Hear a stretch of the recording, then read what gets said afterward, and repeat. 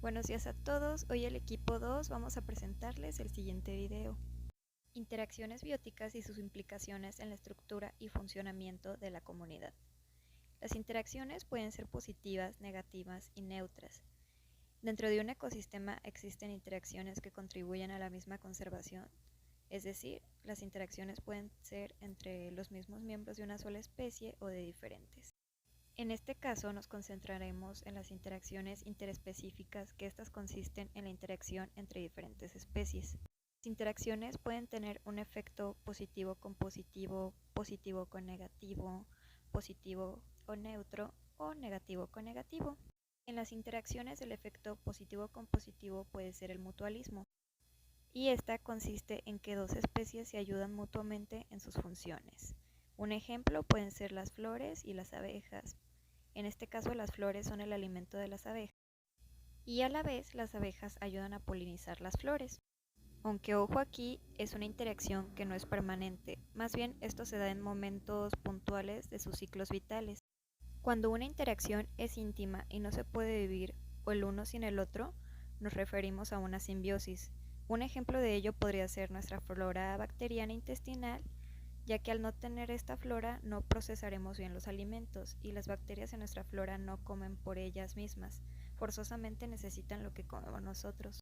Otra relación con efecto positivo más positivo es la protocooperación, que esta consiste en que ambos organismos son beneficiados el uno al otro, pero cuando esos organismos no están, simplemente no dependen de uno del otro. Y un ejemplo sería básicamente las rémoras con los tiburones, ya que éstas se alimentan de residuos que dejan los tiburones y a la vez los tiburones mantienen su higiene. Y a continuación, las interacciones con efecto positivo y negativo, o sea, depredación. La depredación es una de las interacciones más importantes dentro de una comunidad. Es muy importante debido a que esto controla la competencia entre especies y con eso da un equilibrio para el mantenimiento y conservación de un ecosistema. Un ejemplo muy común es el león y una cebra. El león siempre sale ganando porque se alimenta de la cebra y obviamente la cebra pierde ya que es asesinada para ser el alimento del león. Está también el parasitismo, que esta no incluye la muerte obligada del hospedero. Es cierto que hay parásitos muy fuertes que terminan causando la muerte del hospedero, pero, a diferencia de la depredación, el león forzosamente necesita matar a la cebra para poder alimentarse de ella y el parasitismo no necesariamente requiere de la muerte del hospedero. El parásito puede estar dentro o fuera del hospedero. Un ejemplo puede ser los famosos piojos, que se adhieren a nuestro cuero cabelludo alimentándose de nuestra sangre, lo cual les trae beneficios, mientras nosotros salimos perjudicados ya que traemos molestias. Sin embargo, esto no provoca nuestra muerte.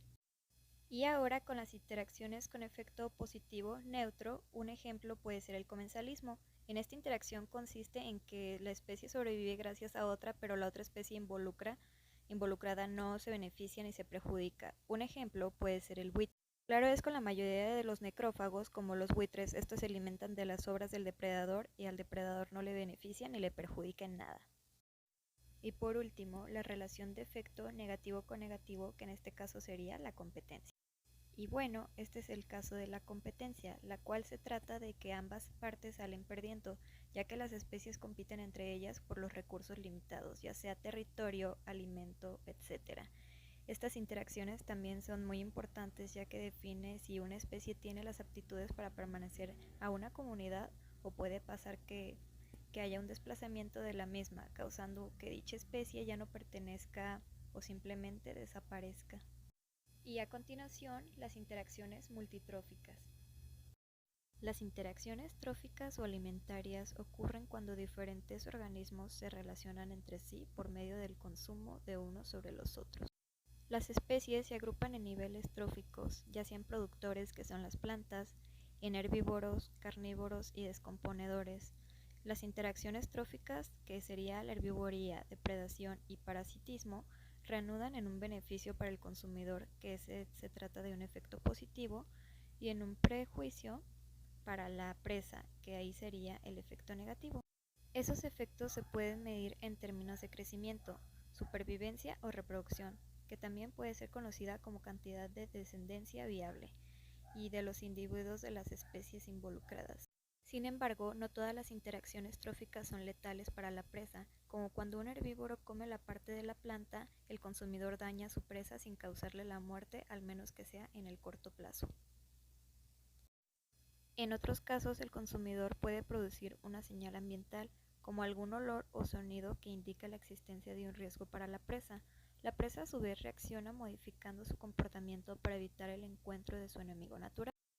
Ese comportamiento puede resultar en un efecto negativo para la presa si su capacidad de procurarse alimento y, por lo tanto, su balance energético se ven alterados por la respuesta de evasión al predador. Desde el punto de vista del consumidor, la respuesta de evasión de la presa puede determinar la necesidad de ir en busca de otras presas. Tal es el caso de los herbívoros, que evitan alimentarse de plantas capaces de producir potentes defensas químicas compuestas por sustancias tóxicas y que confieren un sabor desagradable a las hojas. Desde el punto de vista evolutivo, pueden resultar beneficiosas para los consumidores las estrategias que les permiten sobreponerse a los mecanismos de defensa de sus presas, generándose un proceso recíproco de selección de caracteres de las poblaciones de la presa y el consumidor, conocido como coevolución. Por lo tanto, las interacciones tróficas constituyen fuerzas de selección natural que benefician determinados caracteres de las especies mediante un proceso evolutivo. La interacción entre dos especies depende exclusivamente del comportamiento de ambas, es decir, que el resultado no es afectado por la intervención de ninguna otra especie. En esos casos, las interacciones son directas y un buen ejemplo de la depredación. Sin embargo, recientemente los ecólogos han comprendido que en la naturaleza es muy frecuente que la presencia de una especie modifique la interacción entre otras dos. En otras palabras, la dinámica de las comunidades se caracteriza por un gran número de interacciones indirectas que implican que el efecto de una especie sobre otra es mediado por la abundancia o el comportamiento por una tercera especie. Por ejemplo, se observó que en la ausencia de un depredador generalista podía inducir una reducción en la diversidad de especies de presas y transformar comunidades multiespecíficas en comunidades monopolizadas por unas pocas especies. Por otro lado, la inducción accidental o intencional de un depredador al disminuir la abundancia de herbívoros podría conllevar un mayor crecimiento en las plantas en la comunidad.